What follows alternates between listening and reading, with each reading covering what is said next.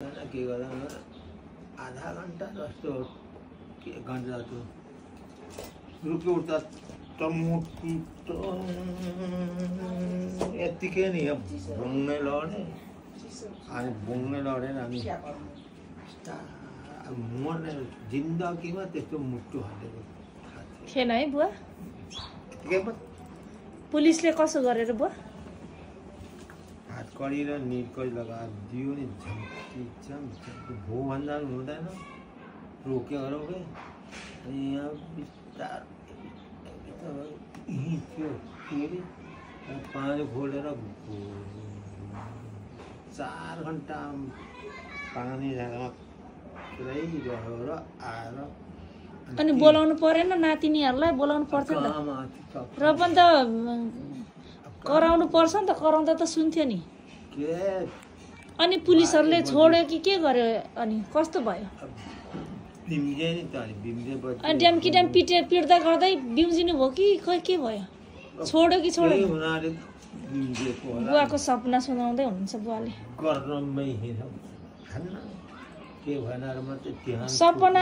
सपनाले गर्दा बुवाको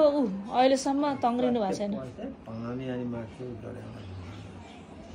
4 घन्टा मात्रै मुटु अनि फोन गरिहाल्यो त्यहाँ कान्छा चाहिँ साथी पठाउनु कान्छा चाहिँ आयो त्यतिखेरसम्म यो बास गएन मैले कान्छा चाहिँ आयो भरे बेलुकादेखि फेरि यो त्यो बात फेरि बुवाको सपना सुनाउँदै हुनुहुन्छ अन्त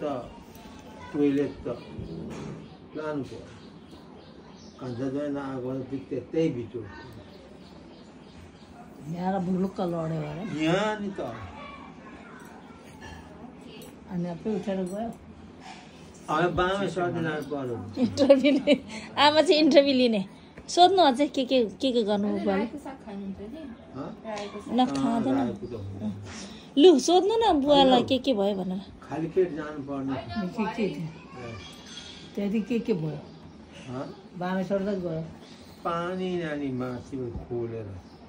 अनि बामे सर्दै गएर माथि 4 घन्टासम्म पानी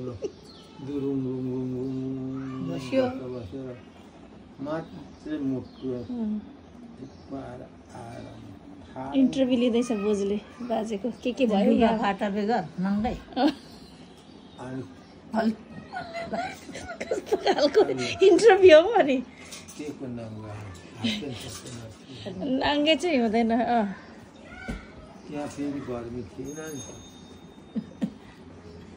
गाह्रो परेछ कान्छालाई फोन गरेर आएर नातिनीहरू थियो त अनि बाजेले बोलाएन नातिनीहरू माथि सुतेको थियो नि त बोलाउनु पर्थ्यो नि त नातिनी नातिनी नातिनी भन्दै बोलाउनै भएन छ नि कहाँ हुन्छ बानी त भइगयो हजुर बोल्दैन पिसा लागेको हिँड्नु पिसा लागेको भन्दैन हल्लाउँछ बानी भइगएको देख्छु म त लाटा भइहाल्नु म पिसा जान्छु भन्नु पर्ने सदा त भन्थ्यो आजभोलि त हल्लाउँछ